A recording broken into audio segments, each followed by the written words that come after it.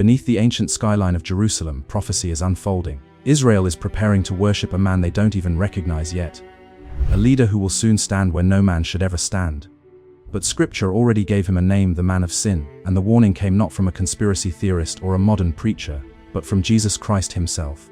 Before we uncover what Daniel and Jesus both saw centuries apart, make sure to subscribe so you never miss any of the prophetic signs coming alive before our very eyes.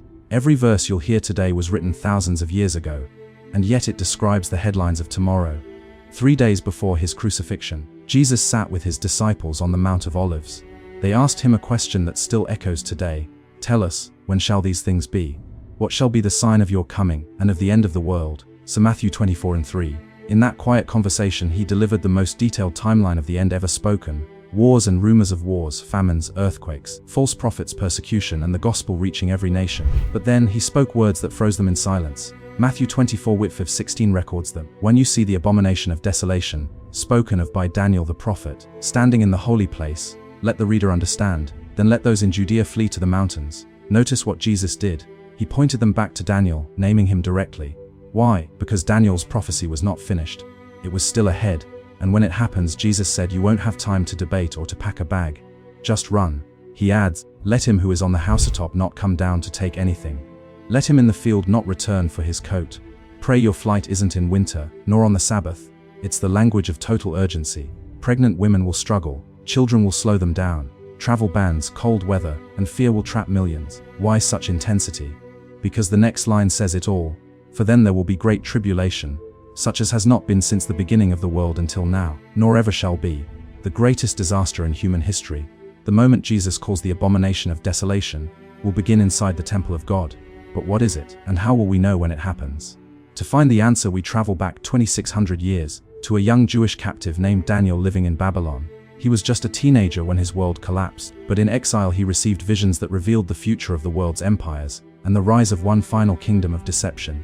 In Daniel 9, we find a prophecy known as the 70 weeks. It's not about literal weeks but prophetic ones. 70 periods of 7 years each. 70 times 7 equals 490 years. Daniel 9:24 declares, 70 weeks are determined for your people and your holy city, to finish transgression, to make an end of sin, to make reconciliation for iniquity, to bring everlasting righteousness, to seal vision and prophecy, and to anoint the most holy. That's God's entire redemption plan in one sentence. The first 69 weeks, 483 years already came true, from the decree to rebuild Jerusalem to the first coming of Jesus Christ. But there's still 1 week left. The final 7 years of human history before the Messiah returns. Verse 27 is the key. And he shall confirm a covenant with many for 1 week. But in the middle of the week, he shall cause the sacrifice and the offering to cease. And on the wing of abominations shall be one who makes desolate. Let's decode it. First, he shall confirm a covenant with many. A global leader, the Antichrist, will broker a 7-year peace deal involving Israel and many nations. Second, in the middle of the week, at 3.5 years in, he breaks that covenant. Third, he shall cause the sacrifice and the offering to cease. That means temple worship will have been restored. Sacrifices must exist before they can be stopped. Fourth, on the wing of abominations he shall make it desolate.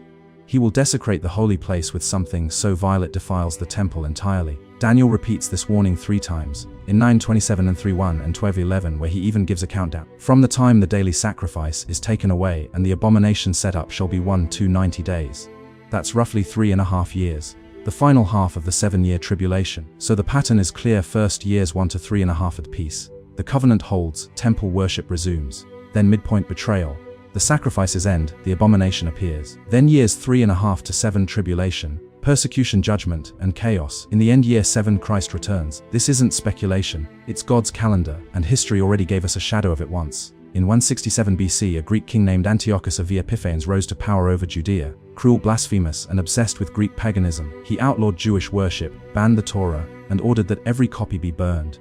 Then he did something unthinkable. He entered the holy temple of Jerusalem, the place reserved for the presence of God, and sacrificed a pig on the altar. He set up a statue of Zeus and commanded the Jews to bow to it. That act, recorded in the book of Maccabees, was the first abomination of desolation. The Jewish people rose up under Judas Maccabeus, defeated Antiochus's forces, and rededicated the temple 3 years later, an event still celebrated as Hanukkah.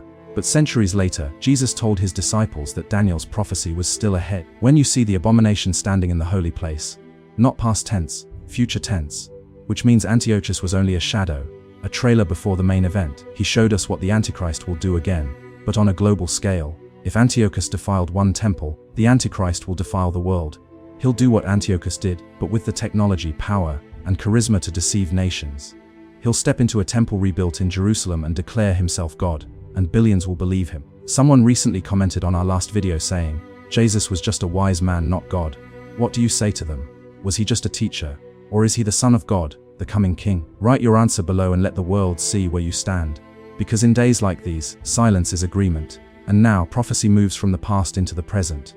Because right now, in our generation, Israel is doing something no other nation has done since the days of Moses. They're preparing to rebuild the house of God, on the very mount where the abomination will one day stand. The plans are ready, the priests are trained, and the world is watching. Something historic is happening right now in Jerusalem. Something that connects Daniel's ancient vision to the headlines of today. For centuries, the Temple Mount has been silent. Jews prayed at its base, Muslims worshipped above it, and Christians watched prophecy waiting to unfold. But in the past decade, that silence has been broken. Quietly, deliberately, Israel has begun preparing for the return of temple worship. The very condition Daniel said must exist before the final deception begins. The rebuilding begins. The idea of rebuilding the temple once seemed impossible, political suicide, a guaranteed spark for global war. But step by step, what once was unthinkable has become reality. In 1987, the Temple Institute was founded in Jerusalem with one mission: to prepare for the Third Temple. For nearly 40 years, they've recreated every item described in the book of Exodus. The golden menorah, the table of showbread, the silver trumpets, the incense altar, even the garments for the high priest, each one made to exact biblical specifications. These aren't museum replicas, they're ready for use. At first, critics dismissed it as religious fanaticism. But now, the Institute's work is endorsed by leading rabbis, funded by donors around the world, and displayed publicly in a museum just steps away from the Western Wall. Visitors can see every object required for temple service, ready to be moved at a moment's notice. But that's not all. The Sanhedrin, the ancient Jewish council dissolved after Rome destroyed Jerusalem in 70 AD, was re-established in 2004. Its members are recognized scholars of Torah law, and their declared purpose is to oversee the coming temple rituals.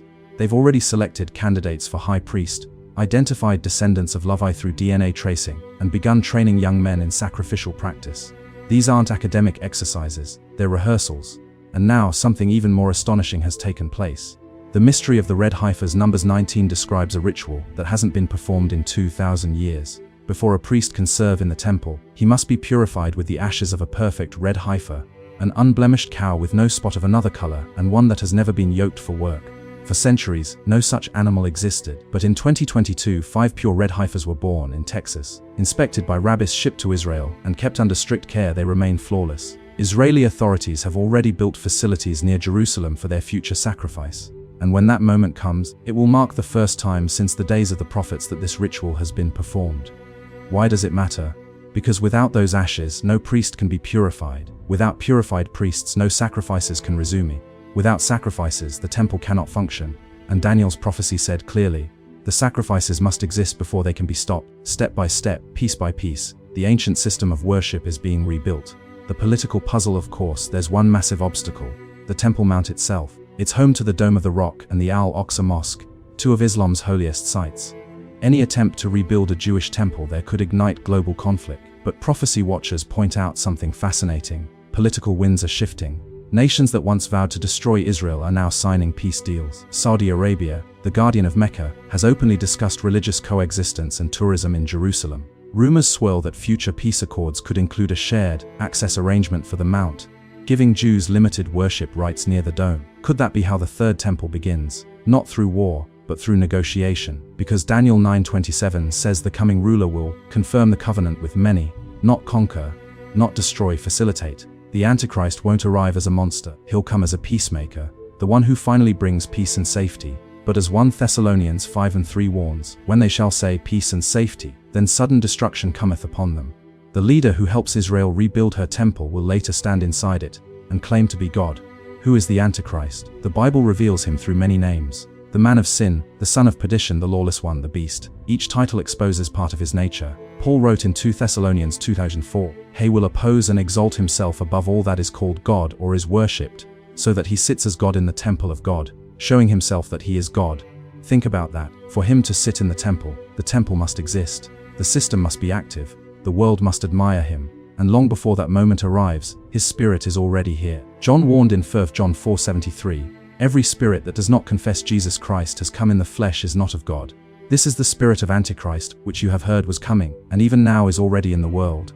That spirit denies the deity of Christ. It twists his words, rewrites his truth, replaces his authority with human pride. It hides behind philosophy, entertainment, even religion. It preaches self instead of surrender, pleasure instead of purity, power instead of prayer. Every movement that denies Christ's divinity, from secular humanism to false religion, carries that same spirit. It doesn't always shout rebellion. Sometimes it smiles. It speaks of love and progress, but it removes the cross. Many antichrists before the final one, John also said, "Even now many antichrists have come." History is full of men who previewed the coming deceiver. Emperors, tyrants, dictators, each demanding worship, each promising peace, each leaving chaos behind. From Nero to Hitler, from false messiahs to modern cult leaders, they were all echoes of the one who is still to come. They prove the point. The Antichrist won't look evil at first. He will be brilliant, persuasive, magnetic. He'll speak of unity, prosperity, and peace. But beneath the charm lies the oldest deception. That man can become his own god. The final deceiver, Daniel calls him the willful king. John calls him the beast. Paul calls him the man of sin.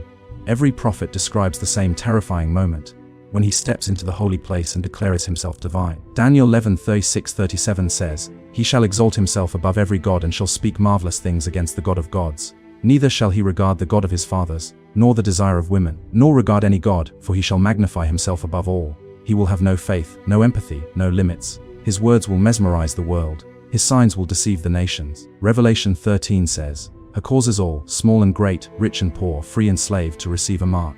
It's not science fiction, it's submission. A world system where allegiance replaces worship and technology becomes religion. And where will it begin? In the same city where it began, Jerusalem. In a temple rebuilt not for God, but for man's pride. The awakening of Israel. Here lies the ultimate irony. Israel, God's chosen people, will one day rebuild the house of God, and unknowingly welcome the man who defiles it. But even this tragedy is part of prophecy.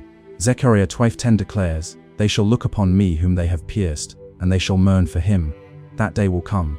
Their eyes will open. They will realize that the one they crucified was their Messiah all along. And when that revelation sweeps across Jerusalem, it will break the deception of the Antichrist forever. The final call, everything we're watching, the red heifers, the priestly training, the temple artifacts, the peace deals, is moving us closer to that day. Prophecy isn't waiting to start. It's already in motion. But for the believer, this isn't a story of fear, it's a call to readiness. To those still uncertain, still undecided, remember this: the Antichrist deceives the world because the world rejects the truth. But Jesus said, "I am the way, the truth, and the life." Those who know him won't fall for the counterfeit. So while the world prepares its temple, prepare your heart. Because the same Jesus who once warned, "When you see the abomination standing in the holy place," is coming again, not as a lamb, but as a king. And when he returns, deception will end, truth will reign, and every eye will see him. If you believe that day is near, write Amen in the comments below, and subscribe for more biblical revelations that prove the word of God still stands true.